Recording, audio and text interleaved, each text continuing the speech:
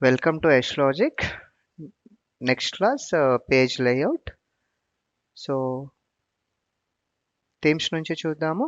Themes చూడండి ఎలాంటి changes ఏం కనిపించట్లేదు. సో, థీమ్స్ అప్లై చేయాలంటే కంపల్సరీగా మనకు ఏదైనా సమ్ ఫార్మేట్ ఉండాలి. లైక్ చార్ట్స్ కావచ్చు. ఇక్కడ ఇన్సైడ్లో చూద్దాం. క్లిప్ ఆర్ట్స్ కానీ, షేప్స్ కానీ ఇవి ఉంటేనే మనకు తెలుస్తుంది. ప్లెయిన్గా ఉంది. ఎలాంటి ఫార్మాట్స్ అనేవి ఇక్కడ లేవు కాబట్టి మనం థీమ్స్ అప్లై చేసినా ఎలాంటి చేంజెస్ కనిపించట్లేదు. చూడండి క్లిక్ చేస్తున్నా నథింగ్ చేంజ్ కదా. ఒకసారి ఒకటి ప్లేన్ సీట్ ఒకటి తీసుకొని ట్రై చేద్దాం. ఎగ్జాంపుల్ ఇక్కడ చార్ట్ అప్లై చేస్తున్నాను ప్రైజ్ లిస్ట్ పైన. ఎగ్జాంపుల్ పై చార్ట్ అనుకుందాం. ఓకే డన్ అటు పెట్టేద్దాం. ఇంకేమైనా లైక్ షేప్స్ కావచ్చు. ఓకే ఫార్మేట్స్ ఇవన్నీ ఇక్కడ అప్లై చేసుకోవచ్చు. ఇది ప్రీవియస్ క్లాస్లో నేను ఆల్రెడీ ఎక్స్ప్లెయిన్ చేశాను. చూడని వాళ్ళు ఉంటే చెక్ చేసుకోవచ్చు. క్లిప్ ఆర్ట్ కానీ స్మార్ట్ ఆర్ట్ కానీ what ever for example. Okay ఇవి కూడా టైప్స్ ఏంటి ఇవన్నీ ఓకే ఎలా ఉండాలి ఏంటి చూసుకోవచ్చు. Colours okay done. సో ఇప్పుడు ఒకసారి థీమ్స్ చేంజ్ చేసి చూడండి మీకు క్లారిటీ వస్తుంది. ఓకే ఇంకెలాంటి షేప్స్ అయినా సరే ఆటో షేప్స్ ఉంటాయి మీకు ఇక్కడ. ఓకే క్లిప్ ఆర్ట్ అని ఉంటాయి. వీటన్నిటికి కూడా మనకు థీమ్స్ అప్లై చేసినప్పుడు మనకు రిజల్ట్ అని కనిపిస్తుంది. ప్లెయిన్గా ఉన్నప్పుడు అప్లై చేస్తే ఎలాంటి చేంజెస్ అనేవి కనిపించవు. ఓకే వీటికి సంబంధించింది ఇక్కడ కలర్ ఆప్షన్స్ ఉంటాయి. మీకు నచ్చిన కలర్ అప్లై చేసుకోవచ్చు. ఫాంట్ స్టైల్స్ కూడా ఉంటాయి. అంటే టెక్స్ట్ ఉన్నప్పుడు ఇక్కడ ఉన్నాయి చూడండి. TV, fan, AC and text 1 text 2 అని. ఒకసారి టెక్స్ట్ పైన మీరు చెక్ చేస్తే కాన్సన్ట్రేట్ చేస్తే మీకు డిఫరెన్స్ తెలుస్తుంది టెక్స్ట్కి సంబంధించినవి. అలాగే ఎఫెక్ట్స్ కూడా మనకు స్ట్రోక్ ఎఫెక్ట్స్ ఇలాంటివన్నీ. సో ఇవన్నీ కూడా స్ట్రోక్కి సంబంధించినవి చూసుకోవచ్చు. ఈ ట్యాబ్ మొత్తం థీమ్స్కి సంబంధించింది. దెన్ నెక్స్ట్ వన్ ఇవన్నీ పేజ్ లేఅవుట్స్ అన్నీ కూడా మనం వర్డ్లో చూద్దాము. ఇంకో 2 క్లాసెస్ ఆఫ్టర్ 2 క్లాసెస్ మనకు డైరెక్ట్గా వర్డ్ స్టార్ట్ అవుతుంది. అక్కడ నేను చెప్తాను పేజ్ సెట్టింగ్స్ అన్నీ క్లియర్గా. సో ఇది ఇప్పుడు ప్రెజెంట్ అయితే ఇది నేను స్కిప్ చేస్తున్నాను. అడిషనల్గా ఏమొస్తుందో అది ఒకటి కవర్ చేసుకుందాము. ఎక్కువ టేబుల్స్ ఉన్నప్పుడు మనకు సమ్ పర్టికులర్ ఏరియా ప్రింట్అవుట్ కావాలి అనుకుంటే ఎగ్జాంపుల్ నాకు ఇక్కడ ఈ పర్టికులర్ సీట్లో ఈ ఏరియా మాత్రమే ప్రింట్అవుట్ కావాలి. నార్మల్గా మనం ప్రింట్ ఇస్తే మనకు స్టార్టింగ్ నుంచి వచ్చేస్తుంది. ప్రింట్ ప్రివ్యూ చూద్దామా. సో మనకు ఎక్కడి వరకు ప్రింట్అవుట్ కావాలనుకుంటున్నామో ఆ ఎగ్జాక్ట్లీ ఏరియా సెలెక్ట్ చేసుకొని ఇక్కడ ప్రింట్ ఏరియా ఉంటుంది. ఇది ఒకటి అడిషనల్ మనకు. ఆ వర్డ్లో అయితే అన్ని పేజెస్ ఉంటాయి. ఇక్కడ ఇది ఒకటి అడిషనల్ కాబట్టి ఇది ఒకటి చెప్తున్నాను. చూడండి బార్డర్ అనేది ఫిక్స్ అయింది. ఒకసారి ప్రింట్ ప్రివ్యూ కూడా చూద్దాం.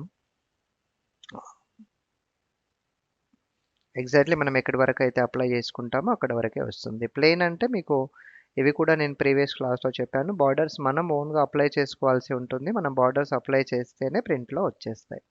సో టేబుల్ ఫార్మాట్స్ ఆల్రెడీ చెప్పాను. ఎక్స్పెరిమెంట్స్ అన్నీ కూడా లాస్ట్లో మళ్ళీ చూద్దాం వీటికి సంబంధించినవి. సో పేజ్ సెటప్లో నేను ఇది ఒకటే ఎక్స్ప్లెయిన్ చేశాను. మిగతాది స్కిప్ చేద్దాం. ఇవన్నీ కూడా అంతే స్కేల్ టు ఫిట్ ఇవన్నీ గ్రిడ్ లైన్స్ ఇవన్నీ కూడా మనం అక్కడ చూద్దాం. So grid lines. So grid lines అంటే బ్యాక్ సైడ్లో మనకు బార్డర్ లా కనిపిస్తున్నాయి కదా. అవి ప్రింట్అవుట్లో రాకపోయినా ఇక్కడ విజిబుల్ అయితే ఉండాలి కదా మనకు వర్క్ చేసుకోవడానికి. అది ఇక్కడ ఆప్షన్. చాలా మందికి చిన్న ఆప్షనే కానీ కన్ఫ్యూజ్ అవుతూ ఉంటారు. కాల్ చేసి అడుగుతూ ఉంటారు స్పెషల్గా. నాది కంప్లీట్గా డాక్యుమెంట్ లాగా పేజ్ లాగా కనిపిస్తుంది, వర్క్ చేయలేకపోతున్నాం అనేది సింపుల్ ఆప్షన్. ఇది గ్రిడ్ లైన్ అని ఇక్కడ ఉంటుంది.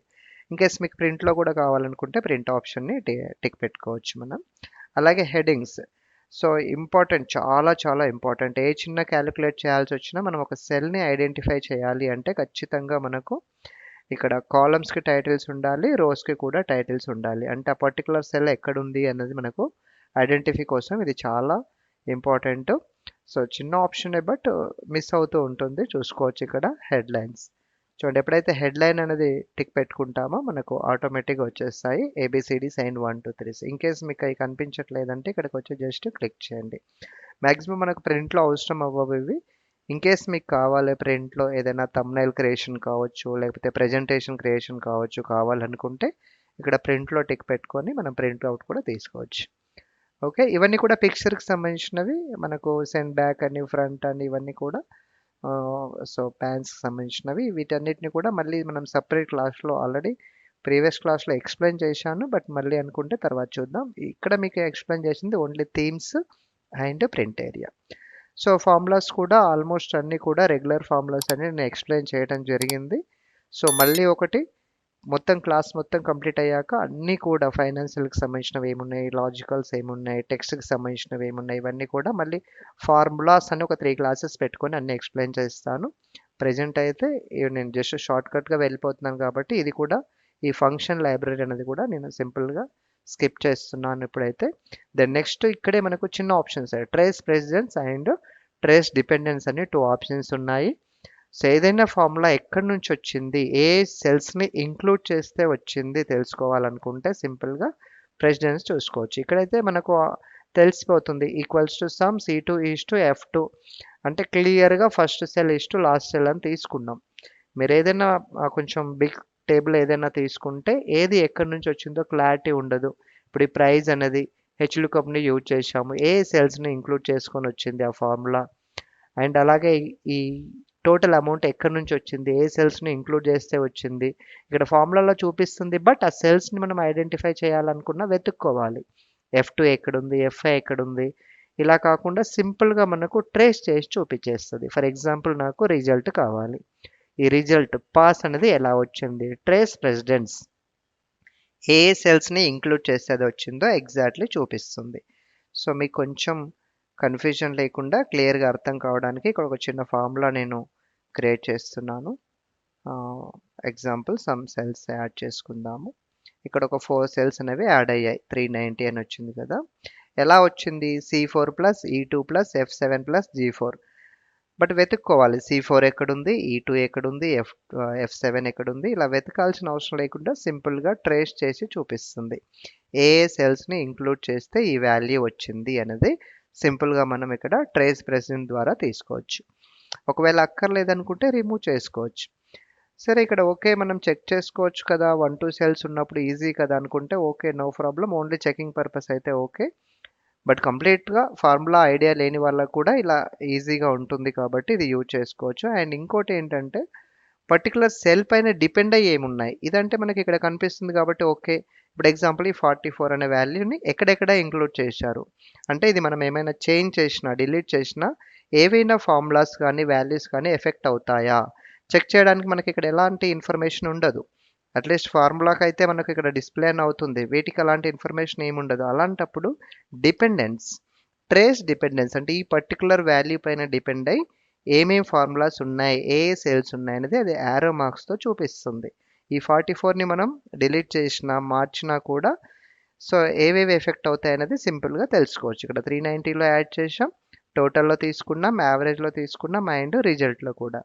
ర్యాంక్లో తీసుకోలేదు కాబట్టి అక్కడ మనకు చూపించట్లేదు, ఎందుకంటే ర్యాంక్ అనేది డైరెక్ట్గా టోటల్ పైన డిపెండ్ అయి ఉంటుంది కాబట్టి ఇక్కడ చూపించట్లే. ఒకసారి చూద్దామా. సో ప్రెసిడెన్స్ చూడండి కంప్లీట్గా టోటల్ పైన డిపెండ్ అయి ఉంది. సో అలా సింపుల్గా మనం ఇక్కడ నుంచి చెక్ చేసుకోవచ్చు. రిమూవ్ అంటే రిమూవ్ అయిపోతుంది. అండ్ ఇంకో డౌట్ ఏంటంటే చాలా వరకు అడుగుతూ ఉంటారు స్టూడెంట్స్, ఇక్కడ ఫార్ములాస్ ఏదైనా కొత్త టేబుల్ మనం ఓపెన్ చేసినప్పుడు లేదంటే ఆల్రెడీ రన్ అవుతున్నప్పుడు మనం మధ్యలో జాయిన్ అయినప్పుడు ఆ పర్టికులర్ టేబుల్లో ఎక్కడెక్కడ ఫార్ములాస్ ఉన్నాయి. నార్మల్గా అయితే ఇలా క్లిక్ చేస్తే ఇక్కడ చూపిస్తుంది, బట్ ఎక్కువ కాలమ్స్ ఎక్కువ రోస్ ఉన్నప్పుడు ఒక్కొక్కటి మనం చెక్ చేస్తూ కూర్చోలేం కదా. సో సింపుల్గా మనకు డైరెక్ట్గా ఫార్ములాస్ ఏమున్నాయో మనకు విజిబుల్ అయిపోవాలి, దట్ ఈస్ సో ఫార్ములాస్ అని. చూడండి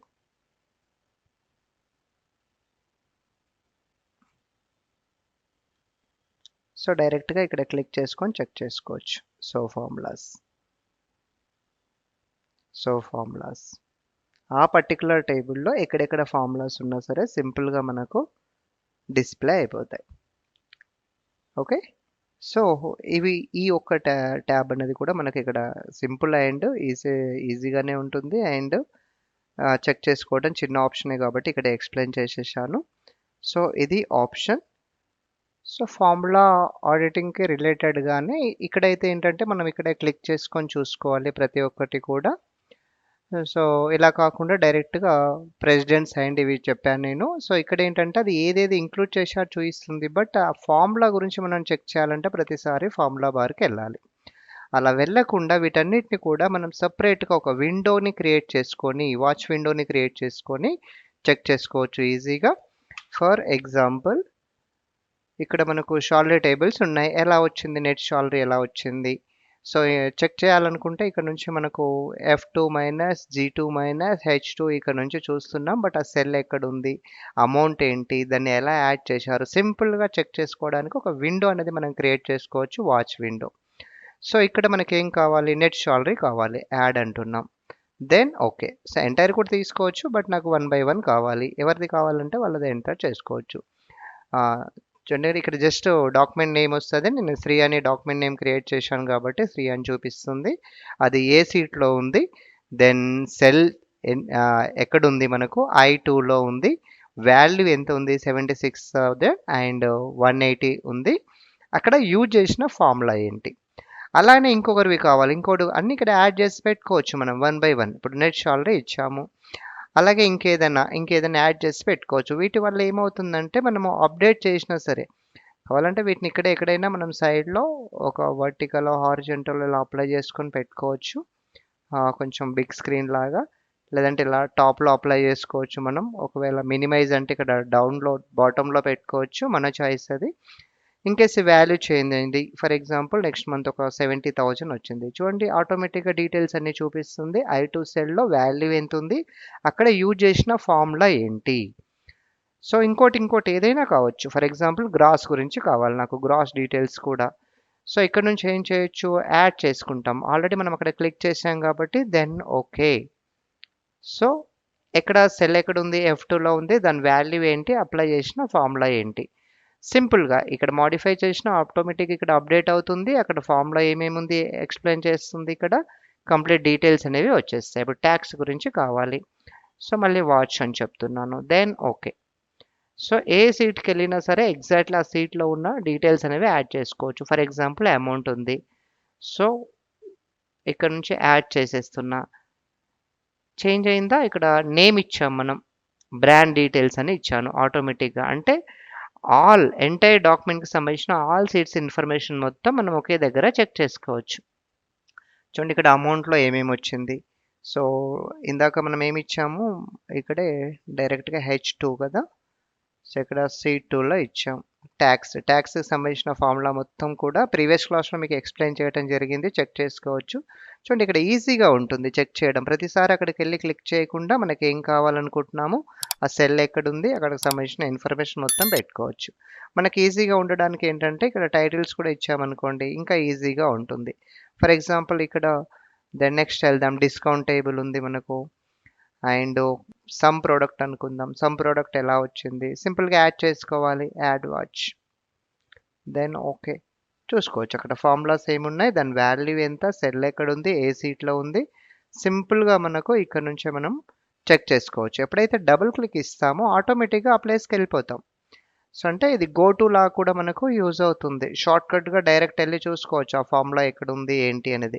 సో ఇంపార్టెంట్ వాల్యూస్ అన్నిటిని మనం ఇలా యాడ్ చేసి పెట్టుకోవడం ద్వారా ఏంటంటే మనమే కాకుండా వేరే వాళ్ళు ఎవరైనా ఈ డాక్యుమెంట్ ఓపెన్ చేసినా సరే సింపుల్గా ఇక్కడ డబుల్ క్లిక్ ఇచ్చేసి ఓపెన్ చేసుకోవడానికి వస్తుంది. That is watch window.